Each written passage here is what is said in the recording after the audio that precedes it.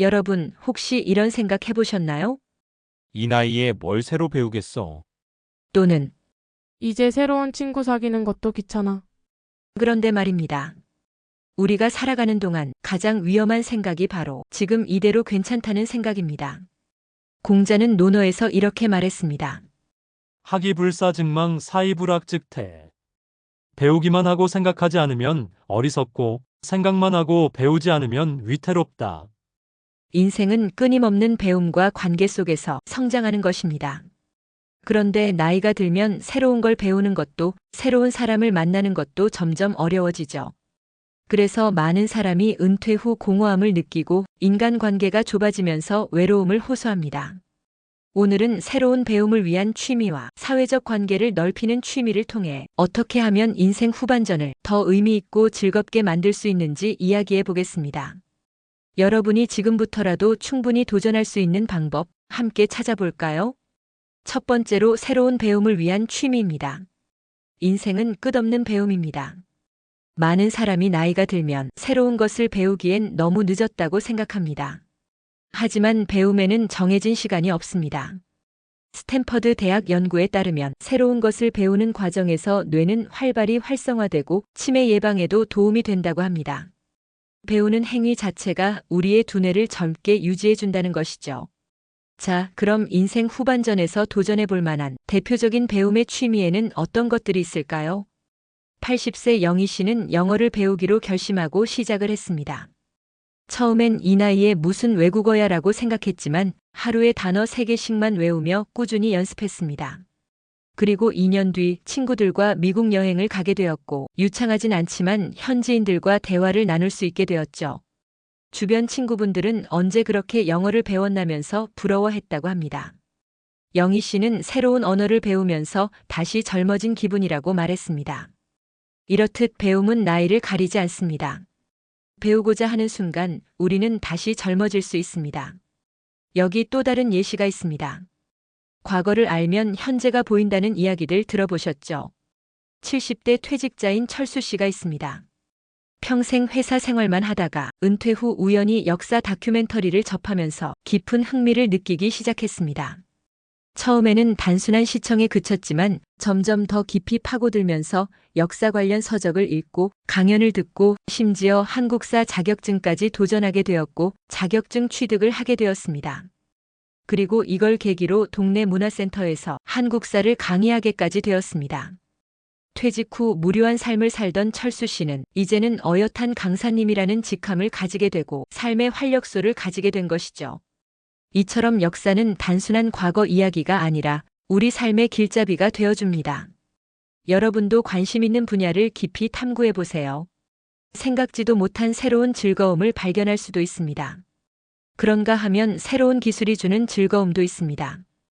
60대 영수 씨 역시 평생을 일한 직장에서 은퇴를 하였습니다.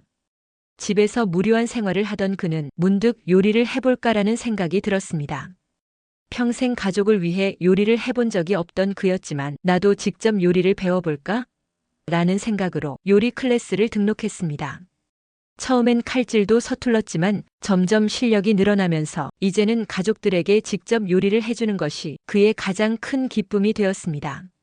그가 이렇게 가족들에게 요리를 해주면서 가족들과의 관계도 엄청나게 좋아진 것은 두말할 나위 없겠죠. 영수 씨는 이렇게 말합니다. 요리는 단순한 기술이 아니라 사랑을 전하는 방법이더군요. 이처럼 새로운 기술을 배우는 것은 단순한 재미를 넘어 삶의 의미를 확장시켜줍니다. 인생 후반전을 더 풍요롭게 해주는 두 번째 취미는 사회적 관계를 넓히는 취미입니다. 사람은 사람 속에 있을 때 인생이 완성됩니다. 사람과의 관계가 곧 행복인 것입니다. 고대 그리스 철학자 아리스토텔레스는 말했습니다. 인간은 사회적 동물이다. 혼자 있는 시간이 편할 수도 있지만 결국 인간은 관계 속에서 성장하고 행복을 느낍니다. 나이가 들수록 관계가 줄어들면서 외로움을 호소하는 사람들이 많죠. 하지만 우리가 스스로 다가가면 새로운 관계가 만들어질 수 있습니다. 먼저 할 수 있는 것은 봉사활동입니다. 나누면 얻는 게 많아집니다. 영식 씨는 퇴직 후 무료 급식소에서 봉사활동을 시작하였습니다. 처음엔 단순히 음식 나르는 일만 했지만 점점 노숙자들과 이야기를 나누면서 봉사의 진정한 가치를 깨닫게 되었습니다. 영식 씨는 말합니다.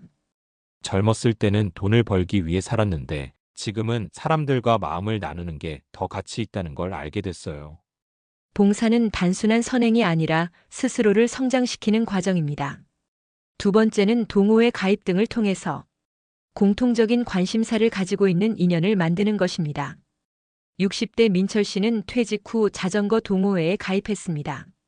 처음엔 어색했지만 함께 라이딩을 다니며 같은 관심사를 공유하는 친구들이 생겼죠. 민철 씨는 주변 사람들에게 동호회 활동을 하면서 예전에는 몰랐던 새로운 길을 찾고 또 그 길에서 친구들을 만나게 됐어요. 라고 이야기하며 적극적으로 동호회 가입을 권유하고 있습니다. 관심사가 같은 사람들과의 만남은 나이를 초월한 우정을 만들어줍니다. 세 번째는 세상을 보는 또 다른 눈이라고 할 수 있는 여행입니다. 70대 형석 씨와 미숙 씨가 있습니다. 형석 씨는 여행을 좋아했지만 미숙 씨는 집에 있는 걸 선호했죠. 하지만 형석 씨가 끈질기게 설득해 함께 국내 여행을 시작했고 점점 새로운 곳을 탐험하는 즐거움을 알게 되었습니다. 결국 해외여행까지 떠나면서 두 사람의 삶이 훨씬 다채로워졌습니다. 지금은 미숙 씨가 오히려 형석 씨에게 이번에는 어디를 갈 거냐며 재촉하게 되었습니다. 그렇게 여행을 다니면서 부부관계가 더 좋아진 것은 덤이라고 할 수 있겠죠.